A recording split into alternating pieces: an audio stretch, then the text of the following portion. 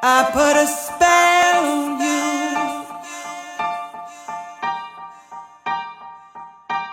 because you're mine.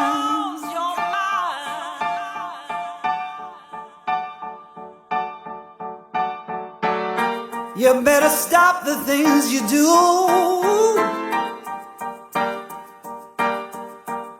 I tell you I ain't lying.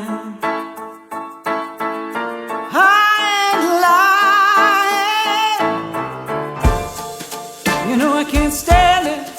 You're running around. You know better, Daddy. I can't stand it 'cause you put me down. Oh no, I put a spell on you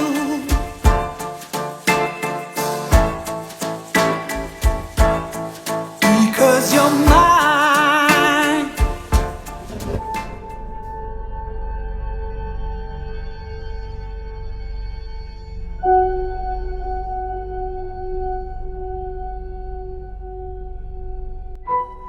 അതെ, എനിക്ക് serious ആയിട്ടൊരു കാര്യം പറയാനുണ്ട്.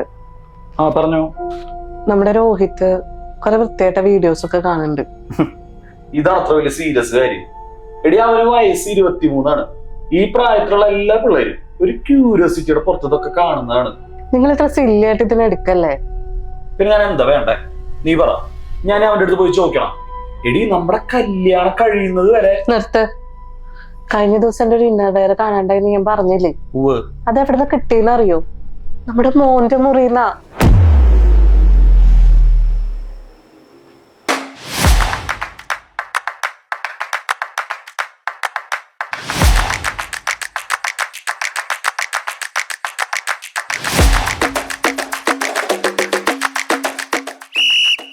രോഹിത്, താൻ എന്താടോ കാണിക്കുന്നത്? 1-2 ദിവസമല്ല, കഴിഞ്ഞ ഒരാഴ്ചയായിട്ട് നമ്മ രേഖ കളിക്കണില്ല. എല്ലാം മിക്സ് പാസ് ആണ്. Why don't you concentrate? അവിടെ പോയിരിക്കും. ഇനി ഞാൻ പറഞ്ഞിട്ട് ഇറങ്ങിയാൽ മതി.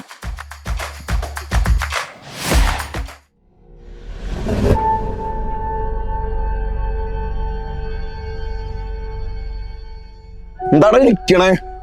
എന്നാ എനിക്ക് ചിരിക്കാൻ പാടില്ലേ? അല്ല, കഴിഞ്ഞ ആഴ്ച എന്നെ പിടിച്ച് പുറത്തേക്ക് നീ ഭയങ്കര ചിരിയായിരുന്നല്ലോ. അല്ല, എന്താ മോനെ നിന്റെ പ്രശ്നം? കുറച്ചു നാളെ ഞാൻ ശ്രദ്ധിക്കുന്നു. ഒന്നുമില്ല. പറയടാ, എല്ലാം പറയാറിലാണല്ലേ. എന്നാ കേട്ടോ, മാസ്റ്റർബേഷൻ. എന്താ നീ കേട്ടിട്ടില്ലേ? സ്വയംഭോഗം. ഇപ്പൊ അതൊക്കെ പറയണ ആൾക്കാർ കേൾക്കും. എടാ, അതൊരു പ്രശ്നമാണോ? അതൊരു രസല്ലേ? ആദ്യമൊക്കെ ഒരു രസമായിട്ട് തന്നെ തുടങ്ങിയത്. ഇപ്പൊ നിർത്താൻ പറ്റണില്ല. കണ്ണി കണ്ട വീഡിയോസും കണ്ടിട്ട്. എടാ, ഇതൊരു സ്ട്രെസ് റിലീസിങ് മെത്തേഡാണ്. ഞാൻ ഇന്നലെയും കൂടി ഇൻസ്റ്റയിൽ കണ്ടല്ലോ. എടാ, പിന്നെ ഇത് മാത്രല്ല, ഇതൊക്കെ ചെയ്യണം ഒരു ആരോഗ്യം പുഷ്ടിപ്പെടും. ഇതൊക്കെ ഞാൻ പറഞ്ഞു തന്നിട്ട് വേണം അറിയാം. അപ്പൊ നീയൊക്കെ ഇത് ചെയ്യുന്നത് നിന്റെ ആരോഗ്യം പുഷ്ടിപ്പെടുത്താൻ വേണ്ടിയിട്ടാണ്? അങ്ങനെയല്ല ഡാഗിലെ, എനിക്കൊന്നിനും ഒരു കോൺസെൻട്രേഷൻ കിട്ടണില്ല. എന്റെ മൈൻഡ് ആകെ ഔട്ടാവണ്. നീ എന്റെ കളി ഇപ്പോഴത്തെ കണ്ടില്ലേ?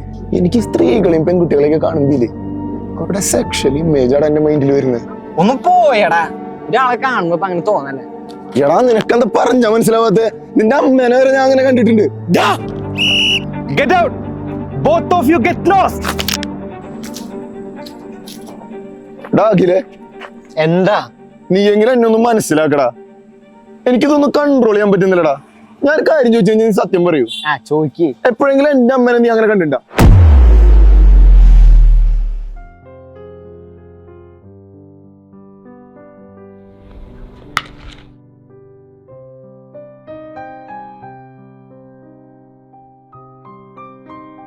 രോഹിത്, നിന്നെ ടീമിന്ന് പുറത്താക്കിയ എന്താ പറ്റിയേ? ഞാനിപ്പോ ഫോമിലല്ല ഡാഡി.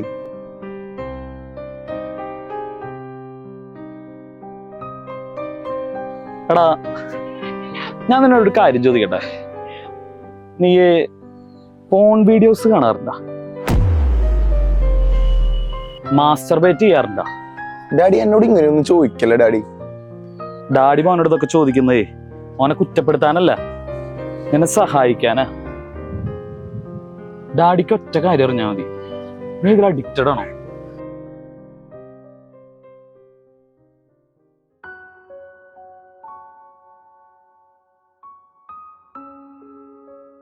രോഹിത, മോൻ ഇതിലൊക്കെ അഡിക്റ്റഡ് ആയെന്ന് എങ്ങനെ മനസ്സിലായേ?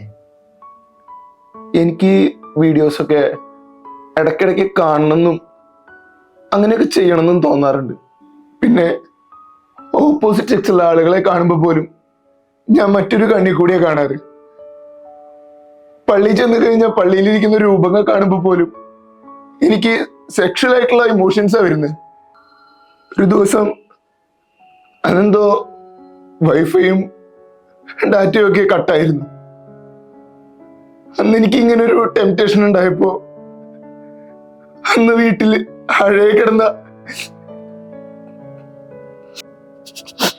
കരയണ്ടടാ രോഹിത്തെ, നീ കരയല്ലേ? നീ അഡിക്റ്റഡ് ആയിന്ന് മനസ്സിലാക്കിയല്ലോ, അത് തന്നെ പോസിറ്റീവാണ്. അതുപോലും മനസ്സിലാക്കാൻ പറ്റാത്ത എത്രയോ പേരുണ്ടെന്നറിയാം. നീ കണ്ണുടച്ചേ, അച്ഛൻ പറയണമെന്ന് കേൾക്ക്. ഈ സന്തോഷം, ആനന്ദം എന്നൊക്കെ പറയുന്നത് മനസ്സിൽ നിന്ന് വരേണ്ടതാണ്. അതൊരിക്കലും യാന്ത്രികമായിട്ട് സൃഷ്ടിച്ചെടുക്കേണ്ട ഒന്നല്ല. ഈ വീഡിയോസ് ഒക്കെ കാണുമ്പോൾ നമ്മൾ അങ്ങനെ ഒരു സന്തോഷം മെക്കാനിക്കലായിട്ട് ക്രിയേറ്റ് ചെയ്യുക ചെയ്യണം. അത് അധിക നേരം നീണ്ടു നിൽക്കില്ല. അത് മാത്രമല്ല, അത് മനസ്സിൽ വല്ലാത്തൊരു ഭാരമായിട്ട് മാറും ചെയ്യും. അതുകൊണ്ട് മനുഷ്യനിങ്ങനെ യാന്ത്രികമായി പോകുന്നൊരവസ്ഥയിലേക്ക് പോകരുതെന്നാണ് പറയാം. പകരം നമ്മുടെ ജീവിതത്തിലെ വളരെ നാച്ചുറൽ ആയിട്ടുള്ള എല്ലാ ഹാപ്പിനെസ്സും അത് കണ്ടെത്താൻ പഠിക്കണം, എൻജോയ് ചെയ്യാൻ പഠിക്കണം. അത് എത്ര ചെറുതാണെങ്കിൽ. ഇനി രണ്ടാമതൊരു കാര്യം, മനുഷ്യൻ എന്ന് പറയുന്നത് മൃഗത്തേക്കാൾ ഉയർന്ന ഒരു സൃഷ്ടിയാണ്. മൃഗത്തേക്കാൾ ഉയർന്ന് ചിന്തിക്കാനും തീരുമാനമെടുക്കാനുള്ള കഴിവ് മനുഷ്യനുണ്ട്. അതുകൊണ്ടാണ് മനുഷ്യനെ സൃഷ്ടിയുടെ മകുടം എന്നൊക്കെ പറയുന്നത്. നമ്മളിങ്ങനെ ശരീരത്തിന്റെ സുഖം മാത്രം അനുഭവിക്കുമ്പോൾ നമ്മൾ ശരിക്കും പറഞ്ഞ മൃഗതുല്യമായിട്ട് മാറുക ചെയ്യണം. ഇനി ഇത്തരം ചില അഡിക്ഷൻസ് വന്നാലേ നമുക്ക് ഫ്രീ ആയിട്ട് മറ്റുള്ളവരോട് സംസാരിക്കാൻ പറ്റില്ല. നമ്മുടെ പല ബന്ധങ്ങളും അങ്ങനെ മുറിഞ്ഞു പോകും. നമ്മുടെ ജീവിതത്തെ മൂല്യമുള്ളതാക്കി മാറ്റുന്നത് നമ്മുടെ നല്ല ബന്ധങ്ങളല്ലേ. അതുകൊണ്ട് അച്ഛൻ ചില പ്രാക്ടിക്കൽ സജഷൻസ് പറയട്ടെ. ഒന്നാമത്തെ ഒരു കാര്യം, ഈ പ്രശ്നത്തിലേക്ക് നയിക്കുന്ന സാഹചര്യങ്ങളെ അവോയ്ഡ് ചെയ്യുക എന്നുള്ളതാണ്. അത് ചിലപ്പോൾ നമ്മൾ റൂമിൽ ഒറ്റയ്ക്കിരിക്കുന്ന സിറ്റുവേഷൻ ആവാം, നമ്മുടെ ഫ്രണ്ട്സ് ആവാം, മൊബൈൽ ഫോണിൻ്റെയും കമ്പ്യൂട്ടറിൻ്റെ ഒക്കെ ഒരു ഓവർ യൂസ് ആവാം. എന്താണെങ്കിലും അത് കൺട്രോൾ ചെയ്യുക എന്നുള്ളതാണ്. ഇനിയിപ്പോൾ തീരെ പറ്റാത്തൊരു സിറ്റുവേഷൻ ആണെങ്കിൽ അതൊക്കെ ബ്രേക്ക് ചെയ്യണം. റോഹിത്തിൻ്റെ പാഷൻ എന്താണ്? ഫുട്ബോളാണ് അച്ഛൻ. പാഷൻ ഫോളോ ചെയ്യലാണ് രണ്ടാമത്തെ കാര്യം. നമ്മുടെ ചിന്തകളെ അതിലേക്ക് കോൺസെൻട്രേറ്റ് ചെയ്യുക, മാക്സിമം ടൈം അതിന് വേണ്ടിയിട്ട് സ്പെൻഡ് ചെയ്യുക. പിന്നെ രോഹിത് ഒരു ഈശ്വര വിശ്വാസിയാണ്. മെഡിറ്റേഷനും പ്രയറുമാണ് മൂന്നാമത്തെ ഒരു കാര്യം. അത് ഇത്തിരി ഡീപ്പായി കഴിഞ്ഞാൽ എല്ലാം സെറ്റ്. ഓക്കെയാണോ രോഹിത്? ദേ, ആ കാണുന്നതാണ് പള്ളി. ടൈം ഉണ്ടെങ്കിൽ കുറച്ചേരം അവിടെ പോയിരുന്നു ഒന്ന് പ്രാർത്ഥിച്ചോളാം. Okay, all the best Rohit. Thank you father.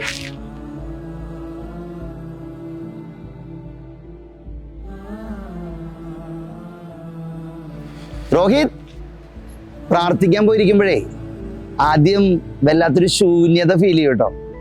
പേടിക്കണ്ട, പതുക്കെ പതുക്കെ ആ ബ്ലാങ്ക് സ്പേസ് മാറാൻ തുടങ്ങും. ഒരാള് നിന്നോട് സംസാരിക്കുന്നത് പോലെ തോന്നും. Just feel it.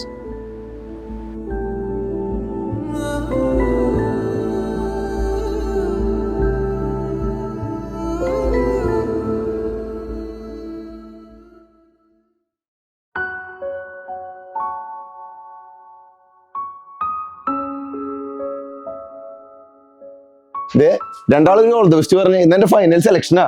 എടാ മോനെ, ഓൾ ദ ബെസ്റ്റ്.